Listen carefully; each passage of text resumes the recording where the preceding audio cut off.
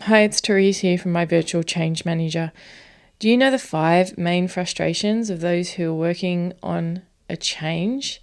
And these are really quite common, regardless of whether this is leading change, influencing change, implementing change. The first one is never enough time. There's not enough time for stakeholders to meet with you. There's sometimes not enough time for you to put together your change plan. And it can be very, very difficult because it's hard to get into people's calendars.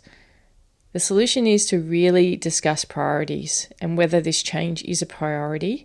And if it is and the commitment is there, then it's about making sure that time is provided to go through the impacts, to be able to do the communication, for the leader to get across the messaging and for them to be able to lead the change, let alone for the change manager to be able to put together the change plan.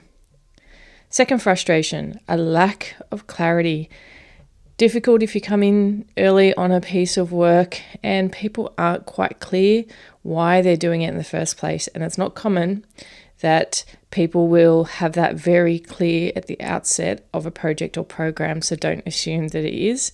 The reason being is because people are very focused often in organizations on the what. So we know we want this new technology, not really being clear on why or what benefits we expect.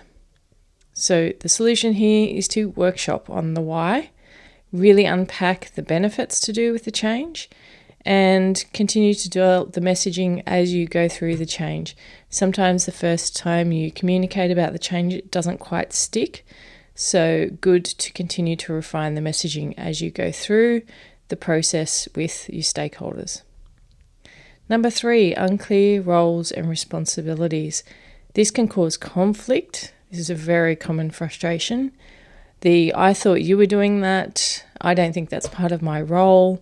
All of those type of narratives start to come into play on projects and programs and change.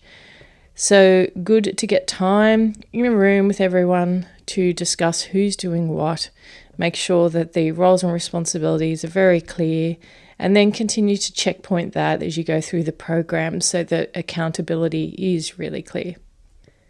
Number 4, overdependency on one resource. Everyone wants a piece of me, SME. For sure, this is a very common frustration. And this is because oftentimes within a business area, there's a bit of a dependency on one particular person who knows it, knows the history, has all the knowledge. It's a business risk, first of all, which needs to be addressed.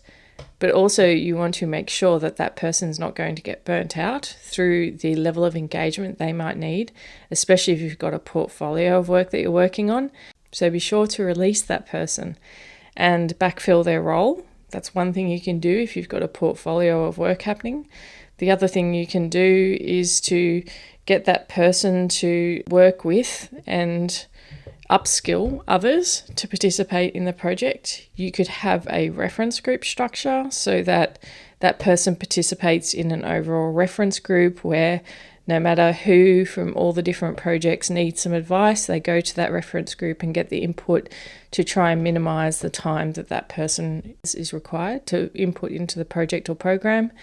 And then also the last one is for their leader to prioritize their workload for them so that they take business as usual work off them so that they can focus on the project. So there's a couple of things that they can be done there. Number 5, a lack of access and engagement. This often happens when people bring on change practitioners. They want a change manager on the project or program, but they're not quite sure on what the person needs and starts to block it. And sometimes that can happen. I've had a number of change managers and change practitioners say to me that they've had to do desktop impact assessments because they haven't had access to the impacted areas because people were concerned about people getting to know what's happening from a change perspective. This simply just isn't good enough. There has to be ways around this. And some of the ways that you can do this is to ensure that there is buy-in from leadership around the presence of a change practitioner or someone who's working through the change. Give them the access that they require and the support that they require if people are seeing the change manager as an extraneous resource, just as a resource and a luxury versus actually someone who is bringing together all of the people impacts. They're bringing together all of the different activities we need to do in a cohesive way so that we get the best outcome for this piece of work and for this change. And so we don't have to rework everything. So there are 5 common frustrations. If you've enjoyed or got some value from this information, come and see me at myvirtualchangemanager.com and listen to this episode on Next Level Change Success Season 4, Episode 9, for you to explore more about the frustrations in the change landscape. Have a great day.